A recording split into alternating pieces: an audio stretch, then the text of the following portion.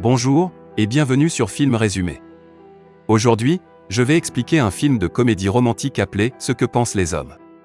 Spoiler à venir. Prenez soin de vous et bon visionnage. Le film commence alors qu'une gentille petite fille joue dans le terrain vague, elle sourit lorsque le garçon qu'elle aime s'approche d'elle. Mais soudain, sans raison apparente, le garçon la pousse et l'insulte.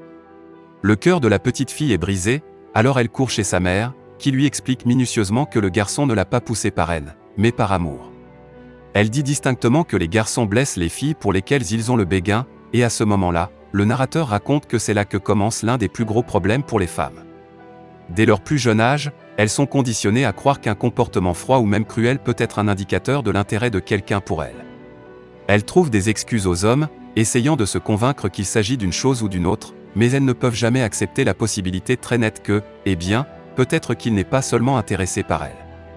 Mais quels sont les signes auxquels tu dois faire attention ? Mal interpréter ou manquer ces signes est devenu un style de vie pour Gigi, qui a actuellement un rendez-vous avec un agent immobilier nommé Connor. Connor n'est manifestement pas intéressé par Gigi et son apathie est si palpable que toute personne ayant des yeux et des oreilles peut la ressentir, sauf elle. Après le rendez-vous, Gigi attend gaiement son prochain appel tandis que Connor se révèle se faire mener en bateau par une femme nommée Anna, qui lui envoie son propre sac de signaux contradictoires. Les jours suivants, Gigi demande à sa sœur Janine de lui donner des conseils sur le dilemme « il veut, il ne veut pas » qui se joue dans sa tête. Et comme Gigi est un sacré numéro, il y a toute une équipe de soutien à Gigi, composée de Janine et de leur collègue, Beth. Janine lui suggère de faire le premier pas puisque les femmes qui font preuve de soumission pendant la phase de prise de contact sont déjà un concept dépassé.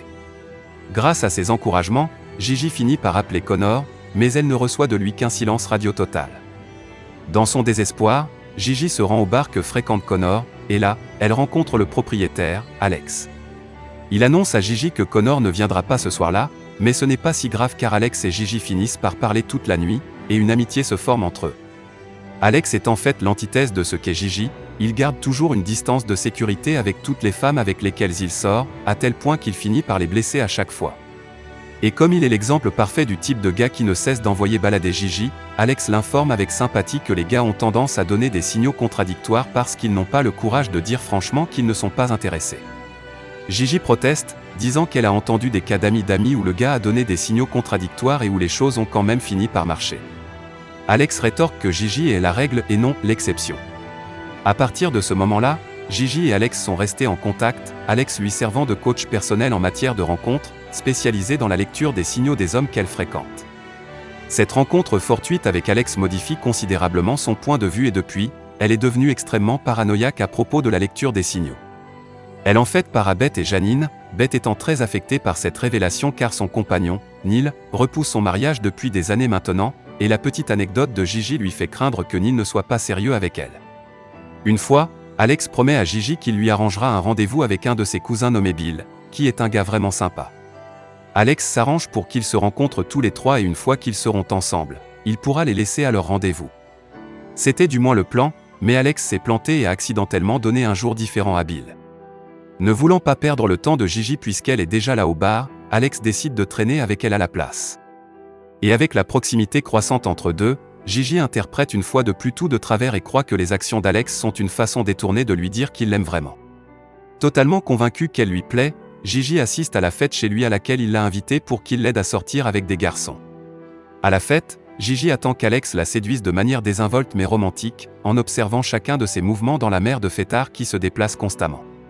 Après la fête, il ne reste que Gigi et Alex, et elle se jette sur lui comme un jaguar et l'embrasse. Il est surpris par son geste soudain et la repousse en lui disant qu'il ne l'aime pas. Bien que Gigi soit blessée par cela, elle rétorque qu'Alex est dans une position pire qu'elle puisque son évitement constant de tout ce qui est réel le conduira à être tout seul. Les jours suivants, Alex constate qu'il ne peut pas s'empêcher de penser à Gigi.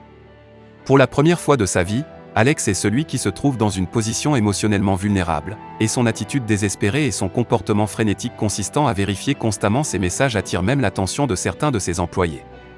Ironiquement, c'est une fille qu'il a envoyée promener dans le passé qui l'aide à réaliser qu'il a en fait des sentiments profonds et authentiques pour Gigi. Fort de cette prise de conscience, il se rend chez elle, où il la trouve rentrant tout juste d'un rendez-vous avec Bill. Alex lui déclare son amour et ils s'embrassent tous les deux, prouvant ainsi que Gigi est l'exception et non la règle, comme il lui a dit un jour. Récemment, Janine a été obsédée par l'amélioration de sa maison avec son mari de longue date, Ben. Cela fait aussi un moment qu'elle est très mal à l'aise dans leur relation car elle a l'impression que Ben lui ment. Elle trouve constamment des paquets de cigarettes et des cendriers qui traînent dans leur maison, et Janine n'aime pas que Ben fume puisque son père est mort d'un cancer du poumon. Il y a plusieurs reprises qu'il s'est remis à fumer, mais Janine pense qu'il ment. À son insu, Ben a une liaison extra-conjugale avec Anna, une professeure de yoga et chanteuse en herbe. Il l'a rencontrée par hasard un soir dans une épicerie et lui a promis de l'aider dans sa carrière de chanteuse en lui présentant certaines de ses relations. Cependant, tout cela n'est qu'un prétexte pour leur liaison. Pendant qu'ils sont ensemble, Ben raconte à Anna tous ses doutes sur son mariage. Très jeune, Janine lui a donné l'ultimatum de se marier ou de rompre avec elle. Ne voulant pas rompre, il a décidé de l'épouser, mais maintenant, il a l'impression d'avoir peut-être précipité sa décision. Un jour, lors d'un voyage à Home Depot, Ben décide que c'est le bon moment pour faire la lumière sur sa liaison.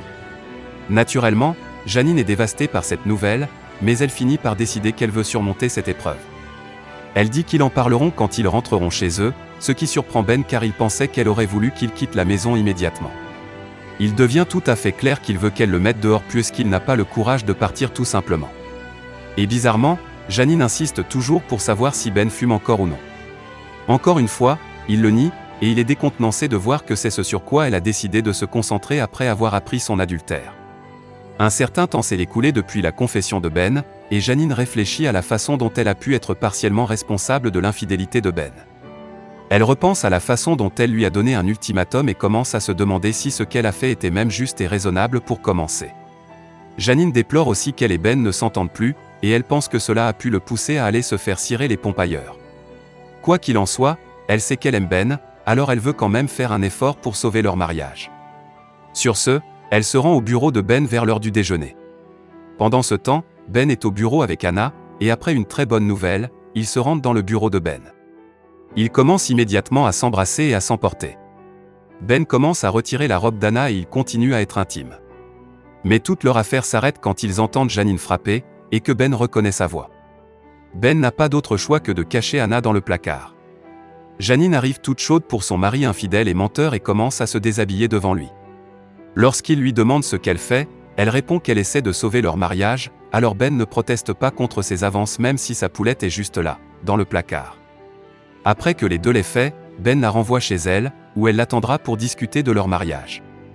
Une fois Janine partie, Anna sort du placard et réprimande Ben pour sa lâcheté, le traitant d'homme dégoûtant. Pendant ce temps, Janine ne saura jamais qu'Anna se cachait dans ce placard ce jour-là, mais elle n'avait pas besoin de le savoir pour décider qu'elle était prête à quitter Ben. Lorsqu'elle se retrouve toute seule dans leur maison non rénovée, Janine trouve une fois de plus un paquet de cigarettes posé au milieu de la maison.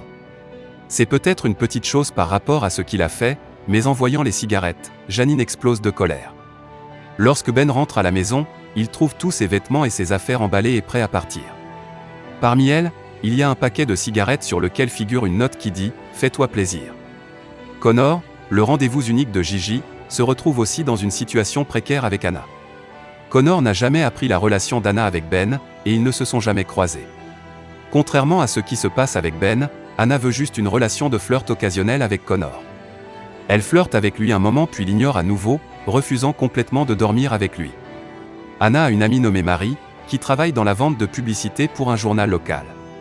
Par coïncidence, Marie a aidé Connor à faire de la publicité pour son entreprise immobilière dans les journaux, mais ils ne se sont jamais rencontrés en personne. Comme Gigi, Marie se retrouve sans cesse à parler à des hommes superficiels qui ne veulent jamais rien de sérieux. Mais la différence entre elles est que Marie rencontre surtout des hommes en ligne, tout en se débattant avec les nouvelles formes de rencontres plus technologiques. Finalement, Connor convainc Anna de dormir à nouveau avec lui, et Anna décide de bien faire après le fiasco dans le bureau de Ben, peut-être pour se réconforter de cette expérience humiliante. Après cela, ils commencent à passer plus de temps ensemble et Connor surprend un jour Anna avec une propriété qu'il a achetée. Il lui assure qu'elle n'a pas à se décider tout de suite, mais il se demande si leur relation pourrait aller dans cette direction. Anna lui dit que ce sont toutes les choses qu'elle veut dans la vie et qu'elle apprécie, mais qu'elle ne l'aime tout simplement pas de cette façon. Connor sourit en acceptant, et ils s'embrassent dans une chaleureuse compréhension. Bien que son histoire avec Anna ne soit pas prête de décoller, les choses ne sont pas si mauvaises puisque Connor fait une rencontre fortuite dans un restaurant. Là, il rencontre Marie pour la première fois après avoir communiqué avec elle uniquement par téléphone tout au long de leur relation professionnelle. Et maintenant qu'ils sont face à face, ils découvrent qu'ils s'apprécient beaucoup. Beth, la collègue de Janine et Gigi, est dans une relation durable avec Neil depuis 7 ans maintenant, mais il ne lui a pas encore posé la grande question. Chaque fois qu'il en discute, Neil répond toujours que ce n'est pas qu'il n'est pas engagé dans leur relation, mais qu'il ne croit simplement pas au mariage. La plupart du temps, Beth et Neil ont une compréhension mutuelle de la question, et Beth laisse faire. Mais lorsque Gigi est arrivée au bureau avec ses révélations sur les mecs, les signaux et les problèmes d'engagement, Beth a été bouleversée par ses idées. Cela l'a poussé à confronter Neil, mais il est resté têtu sur sa vision du mariage, ce qui a conduit Beth à rompre avec lui. Quelques jours plus tard, Beth assiste au mariage de sa jeune sœur, où elle subit une série d'embarras. Tout le monde est au courant de son problème avec Neil, et cela devient le sujet de nombreuses conversations subtiles et pas si subtiles. Pour aggraver les choses, il y a ce sale type nuage qui est assis avec elle sur la table et qui essaie de la courtiser avec ses idées farfelues et à la limite de la folie. Pendant la réception de mariage, le père de Beth, Ken, est tragiquement victime d'une crise cardiaque.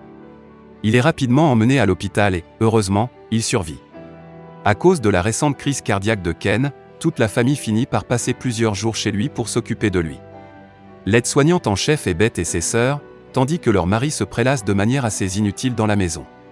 Soudain, alors que Beth fait face à une journée particulièrement difficile, Neil arrive en ayant déjà fini de faire la plupart des plats.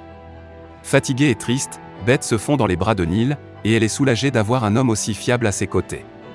Après un peu de temps seul, Beth et Neil ont tous deux eu le temps de réfléchir. Beth se rend compte que Neil a été plus un mari pour elle que ne l'ont été pour elle les maris insensibles de ses sœurs. Elle fait la paix avec le fait qu'il ne veut pas se marier et se contente de quelques promesses douces et très domestiques, comme le fait que Neil la laisse manger des snacks au lit et qu'il abandonne son affreux pantalon cargo. Mais dès le premier jour où il retourne vivre avec Beth, Neil a déjà brisé l'une des promesses qu'il avait faites. Il a toujours son pantalon cargo sur lui, alors Beth le confisque pour le jeter. Mais Neil lui demande de vérifier les poches pour voir s'il reste quelque chose à l'intérieur. À la grande surprise de Beth, elle trouve une bague de fiançailles dans la poche, et lorsqu'elle se retourne, Neil est enfin en train de la demander en mariage. Il lui dit qu'il l'aime tellement qu'il est prêt à renoncer à ses scrupules concernant le mariage juste pour la rendre heureuse. Épilogue à la fin, Gigi et Alex vivent heureux ensemble dans un appartement tandis que Janine emménage seule dans un appartement avec l'espoir de tourner la page de son mariage brisé. D'autre part, Ben achète de la bière seule après avoir réussi à écarter les deux femmes de sa vie. En parlant de ça, Anna fait quelques progrès dans sa carrière de chanteuse alors qu'elle chante à l'intérieur d'un restaurant. Connor et Marie sont maintenant en couple, alors Marie supprime la plupart de ses comptes de rencontres car elle sait qu'elle n'en a plus besoin. Et enfin, Beth et Neil organisent enfin leur mariage tant attendu dans son bateau. Assurez-vous de vous abonner pour pouvoir regarder plus de résumés de films comme celui-ci. Merci d'avoir regardé.